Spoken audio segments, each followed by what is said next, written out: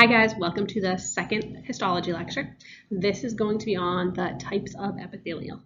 So there's 6 types of epithelium that you're responsible for this year. It's going to be for simple epithelium, which is the 1 layer thick. It's simple squamous, simple cuboidal, simple columnar, and pseudostratified ciliated columnar. For stratified epithelium, which is the one that's multiple layers, it's stratified squamous and transitional. Okay, so those are the 6 that are going to be on your practical. Those are the 6 that we're going to look at in lab. So first one, simple squamous. So simple squamous is going to be a single layer of flat cells. All right, for the single layer of flat cells, they're going to look like this. So they're squamous in shape. The nuclei is about in the center. The location, so they're usually going to form membranes, really thin membranes. Since it's a single layer of a cell, the next one would be next to it like this. It's easy for diffusion to happen across them, so they're going to make membranes. They line the air sacs of the lungs, so they're going to line the alveoli. They form the walls of capillaries because things diffuse in and out of the capillaries, and they form serous membranes, which we talked about in the first chapter, those membranes that line the different cavities in the body. Their function is going to be diffusion, filtration, and secretion if they're in a membrane. So the serous membranes also secrete serous fluid. We talked about that before. If we look at this picture, the cells are going to be here. There's one, there's one, there's one, there's one. Those are your simple squamous cells. Next, we have simple cuboidal. Simple cuboidal is, again, a single layer of cubed cells, all right? They say cubed, it's not super cubed, all right? They look a little bit roundish. The location is in glands, ducts, glands and ducts, in the walls of your kidney tubules, and they cover the surface of the ovaries. The function is going to be secretion and absorption. There are some ciliated types. Those tend to form more of the ducts, and they're going to propel mucus or move mucus or reproductive cells, so meaning like your eggs, okay? Propel means to move. And cilia is tiny little hairs like this on the cell, and what they do is they wave back and forth, and when they wave, they push stuff. So push, push, push to move things along. In this picture down here, we have a whole bunch of simple cuboidal, so it's kind of hard to see, but here is a cell.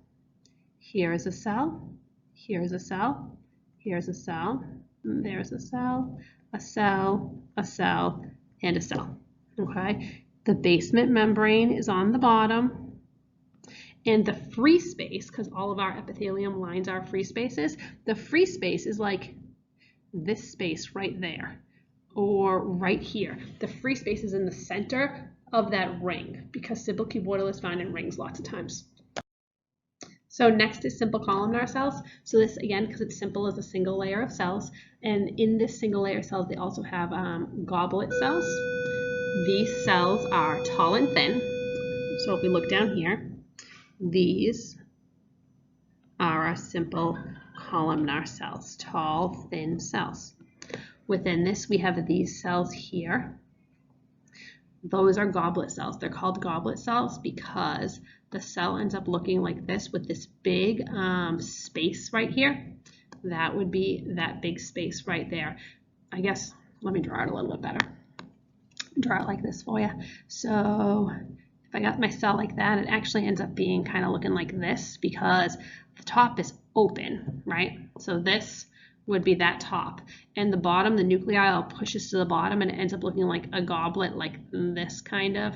Think of a goblet like a wine glass or something, right? It ends up looking kind of like that. That's why it's called a goblet cell. And that ball is going to be a glob of mucus, because goblet cells are going to secrete mucus.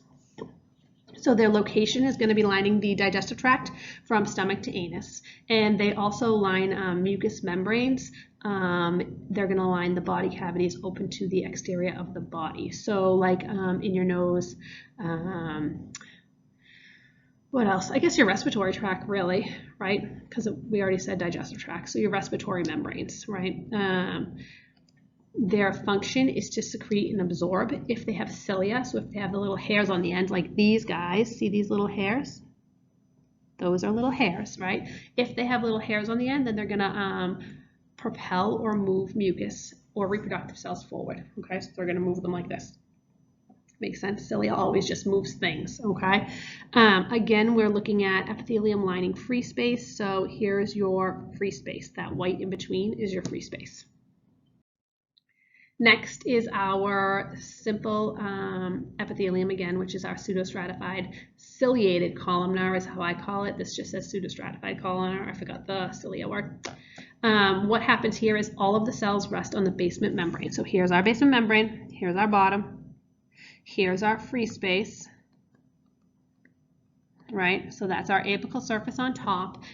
All of our cells come down and reach the basement membrane, but they do it so it kind of looks like triangles. So some of the cells look like this, others look like that. Sometimes it's really thick, and they end up being like the nuclei look stacked like this. But it's all one layer, even though it looks multiple layers, all right? We don't study stratified columnar. So if you see something that looks stratified and columnar, it's going to be our pseudostratified ciliated columnar. The location for this is respiratory tract, where it is ciliated, and it's known as pseudostratified ciliated columnar, right? Its function is absorption and secretion. So if you notice, we've got goblet cells in here. See them?